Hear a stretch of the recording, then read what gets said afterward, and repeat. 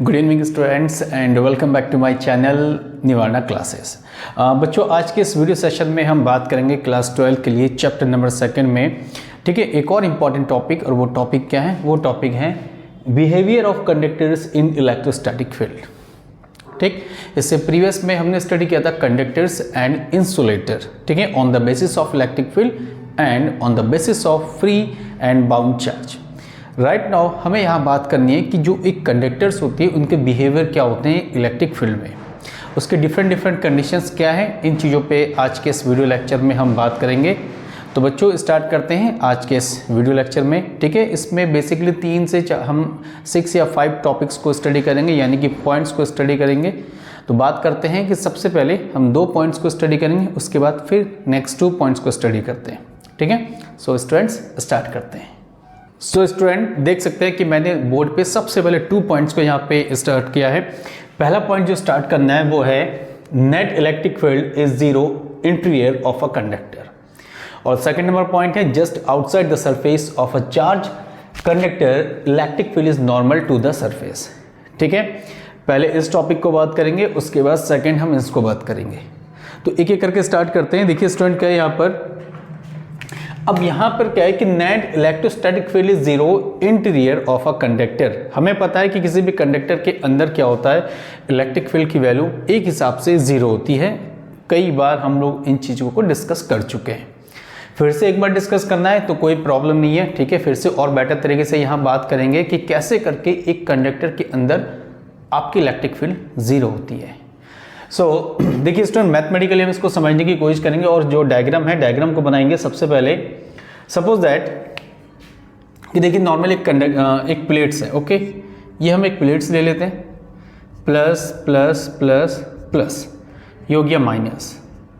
So electric field की directions क्या होनी चाहिए स्टूडेंट्स? इलेक्ट्रिक फील्ड की डायरेक्शंस होनी चाहिए प्लस से माइनस की ओर, लाइक दिस। ये इलेक्ट्रिक फील्ड की डायरेक्शंस है। ठीक है, इट मीन्स कि ये होगी आपके पास ई एक्सटर्नल, इसको आप कहेंगे ई एक्सटर्नल, यानी बाहर एक प्लेट से प्लेट्स की डायरेक्शंस है प्लस से माइनस, तो इलेक्ट्रिक फील्ड की डायरेक्शंस है, तो ये होगी आपके पास इलेक्ट्रिक फील्ड इन एक्सटर्नल।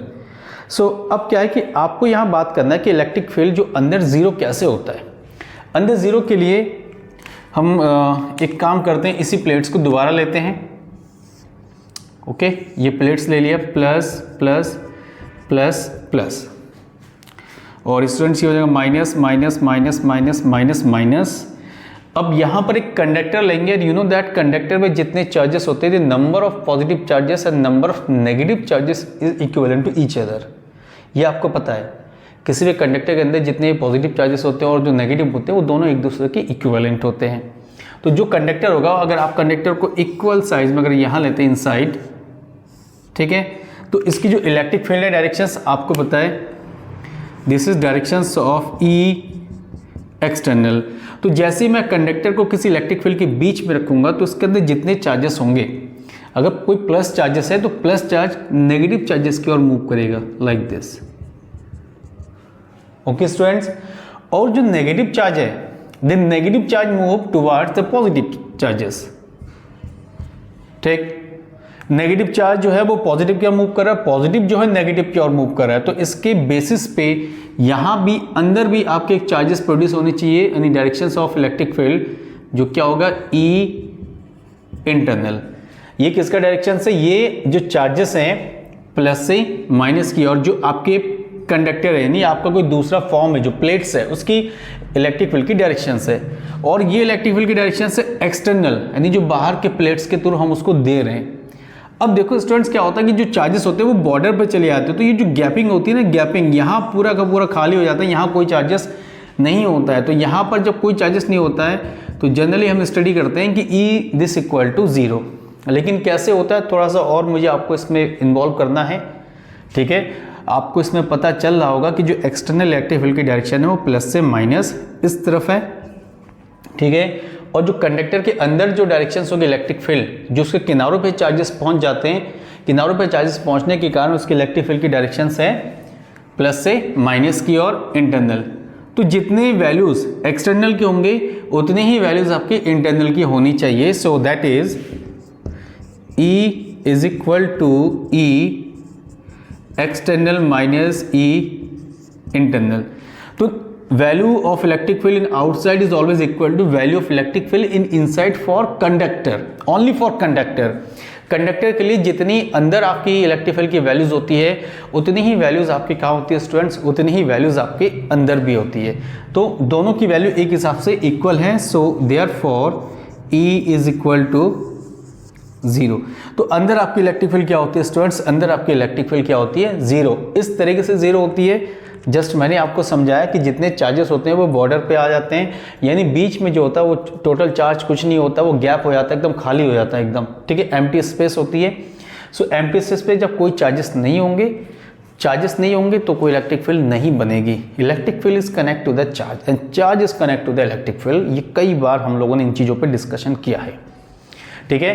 तो स्टूडेंट्स पहला पॉइंट यहाँ पे क्लियर होता हुआ कि E equal to 0 how can be possible by this experiment and by this activity. मैंने जस्ट आपको यहाँ पे एक्सप्लेन किया है कि E equal to 0। Now let's move on the point number second. Just outside the surface of a charge conductor electric field is normal to the surface.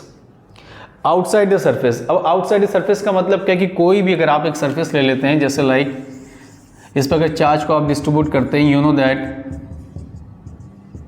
ये आपके पास electric field है स्टूडेंट्स। सो इलेक्ट्रिक फील्ड होने पर जो charge conductor है उसमें कह रहे हैं कि इलेक्ट्रिक फील्ड की डायरेक्शन हमेशा कहाँ होती है, नॉर्मल। नॉर्मल का मतलब अगर एक सरफेस ले लेते हैं ऐसे करके, तो ये इसकी क्या होनी चाहिए, डायरेक्शंस होनी चाहिए। और ओबियसली ये डायरेक्शंस होता ही है क्योंकि किनारों यानी बॉर्डर पे जो सरफेस के ऊपर है यहाँ कोई करंट फ्लो नहीं होती, यहाँ कोई आपके पास करंट फ्लो नहीं होती है। यहाँ पर सिंपली बताया गया कि जो चार्जेस होते हैं वो अगर सरफेस के ऊपर हो, जिसके थ्रू हम कहते हैं कि ये जो सरफेस है वो चार्ज है। जब सरफेस आपका चार्ज होगा तो ऊपर जो भी आपकी इलेक्ट्रिक फील्ड होती है हमेशा नॉर्मल डायरेक्शंस। नॉर्मल का मतलब होता है एक हिसाब से सरफेस के बाहर, ठीक है, परपेंडिकुलर फॉर्म पे रिप्रेजेंट करते हैं, जिसे इन शॉर्ट पे हम कहते हैं नॉर्मल डायरेक्शंस, ठीक है। तो ये सरफेस के क्या होगा स्टूडेंट, सरफेस के एक हिसाब से बाहर बनेगी आपकी इलेक्ट्रिक फील्ड, जो हम कहेंगे इस सरफेस के लिए नॉर्मल डायरेक्शंस। ओके, ये स्टूडेंट्स 2 पॉइंट्स मैंने जस्ट अभी आपको समझाएं। इसके बाद अभी नेक्स्ट 2 पॉइंट्स और डिस्कशन करने हमें, तो एक एक करके मैं आज के इस टॉपिक के बारे में जो कंडक्टर्स का बिहेवियर कैसा होता है इलेक्ट्रिक फील्ड में उसके बारे में मैं डिस्कशन करूंगा, ठीक है। तो आपका काम क्या है, सबसे पहले आपका काम है स्टूडेंट्स इस टॉपिक को, यानी जो 2 कॉन्सेप्ट हैं इस कॉन्सेप्ट को आप नोट कर लीजिए, फिर हम नेक्स्ट 2 कॉन्सेप्ट को फिर से लेकर आते हैं। ओके, सो स्टूडेंट्स अब क्या यहाँ पे पॉइंट नंबर 3, ठीक है। पॉइंट नंबर 3 में देखिए क्या, पॉइंट नंबर 3 में है the net charge in the interior of a conductor is 0 and any excess charge resides at its surface. किसी भी कंडक्टर के अंदर आपके पास नेट चार्ज 0 है और वो जो चार्ज जो होनी चाहिए वो कहाँ होनी चाहिए, सरफेस के ऊपर होनी चाहिए। ये मैं नहीं कह रहा हूँ, ये कौन कह रहा है, ये पॉइंट नंबर 3 कह रहा है, behaviour of conductor in electrostatic field, ठीक है। तो कोई बात नहीं, पॉइंट नंबर 3 को भी देख लेते हैं, पॉइंट नंबर 3 में क्या बात होगी इन पर भी डिस्कशन करते हैं। तो इसको डिस्कस करने के लिए स्टूडेंट्स से काम करते हैं कि एक सर्कुलर फॉर्म लेते हैं लाइक, ठीक है। हमने सर्कुलर फॉर्म ले लिया और सर्कुलर फॉर्म पे ऑब्वियसली अगर इसके सरफेस पे चार्जेस होते हैं, ठीक है, चलो जैसा कह रहा है ये पॉइंट एनी एक्सिस, इस पॉइंट को काउंट कर लेते हैं, इसके सरफेस पे चार्जेस लेते हैं। सो चार्जेस लेने पे स्टूडेंट्स इनकी जो डायरेक्शन है, देखो फर्स्ट ऑफ ऑल ये डायरेक्शंस आउटसाइड ऐसी होनी चाहिए, ये डायरेक्शंस इलेक्ट्रिक फील्ड की ये होनी चाहिए and this one again E और ये directions E, this is normal directions, ठीक है, ये नॉर्मल डायरेक्शंस है। अब आपको रिप्रेजेंट करना है कि इसके अंदर जो चार्ज है वो वैल्यू 0 कैसे होनी चाहिए। So you know that using the concept of Gaussians by Gaussian surface. अब गॉसियन सरफेस के अकॉर्डिंग क्या होता है कि अंदर आपकी इलेक्ट्रिक फील्ड की वैल्यू क्या होती है स्टूडेंट, 0 होती है अकॉर्डिंग टू गॉसियन सरफेस, ठीक है। वहां पे इलेक्ट्रिक फील्ड क्या आपकी 0 है। जब इलेक्ट्रिक फील्ड आपकी 0 है, हम यहाँ पे बेटर अंडरस्टैंडिंग के लिए यूटिलाइज कर सकते हैं as we know that phi is equal to integrations E delta S, ठीक है, ये हमें पता ही है, गॉस के हिसाब से phi equal to integrations E delta S। अब एक काम करते हैं, आप बोर्ड में देखिए कि बोर्ड पे मैंने आपको बताया using the concept of Gaussian surface. अब गॉसियन में क्या होता है कि अंदर जो इलेक्ट्रिक फील्ड होती है वो क्या होती है आपकी 0 होती है। कई बार हमने इन चीजों पे भी बात की है गॉसियन के हिसाब से। तो एक काम करते हैं कि E की वैल्यू यहाँ 0 रख लेते हैं। ठीक है। So phi E is equal to generally यहाँ कितना हो जाएगा, जब जीरो रखेंगे zero cross delta S, so this replies to zero. तो आपके फाई की वैल्यू क्या हुई, जीरो। बट आपको क्या रिप्रेजेंट करना है, आपको रिप्रेजेंट करना है कि क्यू कैसे जीरो होगा। क्यू को रिप्रेजेंट करना है, जीरो रिप्रेजेंट करने के लिए again you know phi equal to Q upon epsilon naught. ये तो फाई की वैल्यू आ गई and phi is equal to Q upon epsilon naught. जब आप इसको कंपेयर करते हैं, सो कंपेयर करने पे आपको यहाँ मिलेगा student Q upon epsilon naught this equal to zero. हमने इसको और इसको कंपेयर किया, दोनों फाई की वैल्यू है, कंपेयर करेंगे so Q upon epsilon naught equal to zero. So Q is equal to कितना हो जाएगा स्टूडेंट, जीरो। तो देखिए अपनी चार्ज की वैल्यू कितनी आई, the value of charge is equal to zero. यानी कि जो चीज आपको प्रूव करना था वो चीज को आपने यहाँ पे प्रूव कर दिया। और आपने बताया भी है कि किसी सरफेस के अंदर हम अगर इलेक्ट्रिक फील्ड को जीरो ले रहे हैं तो चार्ज भी जीरो होनी चाहिए, और ऑब्वियसली होनी चाहिए। क्यों नहीं होनी चाहिए, बिकॉज चार्ज है तभी तो इलेक्ट्रिक फील्ड है, इलेक्ट्रिक फील्ड है तभी चार्ज है। ठीक है, ये कॉन्सेप्ट कई बार हमने डिस्कशन किया है, बट फिर भी हमें एक्सप्लेन करना था एक बेटर तरीके से। तो हमने एक बेटर अनदर वे से आपको यहाँ पर एक्सप्लेन किया कि कैसे करके हम चार्ज को जीरो कर सकते हैं। हमने पहले ई को जीरो किया, ई को जीरो करने के बाद गॉस का जो कॉन्सेप्ट है उनको यूटिलाइज किया and therefore Q is equal to zero. हमने Q को भी जीरो फाइंड आउट किया। अब आपका काम क्या स्टूडेंट्स, आपका काम इसको नोट करना और उसके बाद हम जल्दी से इसके बाकी की जो नेक्स्ट पॉइंट है उस पर बहुत तेजी के साथ आते हैं। ओके स्टूडेंट्स, अब बात करते हैं नेक्स्ट 2 पॉइंट्स पे। ठीक है, सबसे पहले इस पॉइंट पे चलेंगे, point number 4, potential is constant with in and on the surface of a conductor. Potential constant होता है सरफेस के अंदर और सरफेस के ऊपर। पहले इस पॉइंट पे बात करनी है, तो स्टार्ट करते हैं स्टूडेंट्स, इस पॉइंट को भी देख लेते हैं। ठीक है, बाकी पॉइंट्स की तरह अब पोटेंशियल को कांस्टेंट करना है और इलेक्ट्रिक फील्ड भी लेके चलना है, तो एक तरफ इलेक्ट्रिक फील्ड एक तरफ पोटेंशियल। तो कोई ऐसा फॉर्मूला दिमाग में लगाओ स्टूडेंट जल्दी से कि वो फॉर्मूला क्या हो सकता है। वो फॉर्मूला क्या बनेगा, वो फॉर्मूला बनेगा you know that E is equal to minus D V upon D R. होता ही नहीं होता है, ऑब्वियसली आपको पता ही होगा, E equal to minus D B upon D R potential gradient. Okay, potential gradient E equal to minus D V upon D R. So finally अब इनसाइड द कंडक्टर यानी within the conductor, inside the conductor here E is equal to zero. अब inside the conductor E की value होती है zero. So zero equal to minus D V upon D R. So therefore D V upon D R is equal to zero. ठीक, अब यहाँ पर differentiation का एक कॉन्सेप्ट हम यूटिलाइज करेंगे। डिफरेंशिएशन का कॉन्सेप्ट आपको पता है कि D upon D X C this equal to कितना होता है आपके पास, जीरो।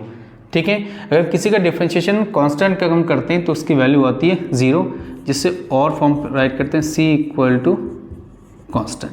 तो एग्जैक्टली जब कॉन्सेप्ट को यहाँ यूज करेंगे students, so D by D x यानी कि सबसे चेकआउट करो d बाई डी आर, तो यहाँ पे हो गया v is equal to zero. और जब हम इस डिफ्रेंशिएशन को रिमूव करेंगे तो c इक्वल टू कॉन्स्टेंट है, आप इस डिफ्रेंशिएशन को रिमूव करेंगे so finally v equal to कितना आ जाएगा स्टूडेंट्स, कांस्टेंट। तो आपके पास v को कांस्टेंट का रिप्रेजेंट करना है, तो v को देखो स्टूडेंट्स हमने रिप्रेजेंट किया, v इज इक्वल टू कितना आ गया, v is equal to constant. ठीक है, ये हमारे पास किसकी वैल्यू है, v की वैल्यू। किसी भी सरफेस के अंदर v सरफेस के अंदर c होगा और ऊपर भी v आपके पास c होगा, सरफेस के ऊपर सरफेस के अंदर v की वैल्यू कांस्टेंट। ठीक है, ये पॉइंट नंबर 4 थे स्टूडेंट्स। अब पॉइंट नंबर 4 के बाद सीधे चलते हैं पॉइंट नंबर 5 की ओर कि पॉइंट नंबर 5 में क्या बताया गया है।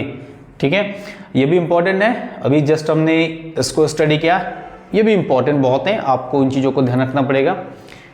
पॉइंट नंबर 5 में क्या स्टूडेंट्स की electric field at the surface of charge conductor is the proportional to the surface charge density. तो पहले तो भैया ये पता होना चाहिए सरफेस चार्ज डेंसिटी क्या है, ये होता है सिग्मा। ठीक है, दिस वन इज ये पोटली वाली सिग्मा। ठीक है, तो ये आपका सिग्मा हो गया, sigma mean surface charge density. तो कोई भी एक सरफेस ले लेते हैं।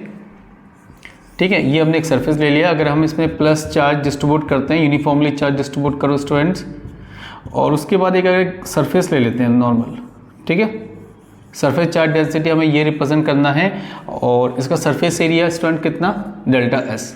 हमने लेट कर लिया सरफेस एरिया डेल्टा एस है, और इलेक्ट्रिक फील्ड की डायरेक्शंस तो आपको पता है स्टूडेंट्स, वो क्या होगी, वो होगी आपके पास normal directions. So you know that phi equal to E delta S, ये हमें बहुत बेटर क्लियर तरीके से पता है, ठीक है। और बिकॉज इंटीग्रेशन हटा दिया, बिकॉज यहाँ पर थीटा की वैल्यू कितनी, theta is equal to 0 degree, ठीक है। Directions of S and directions of E, here theta कितना है, 0 डिग्री, बिकॉज सेम डायरेक्शन में।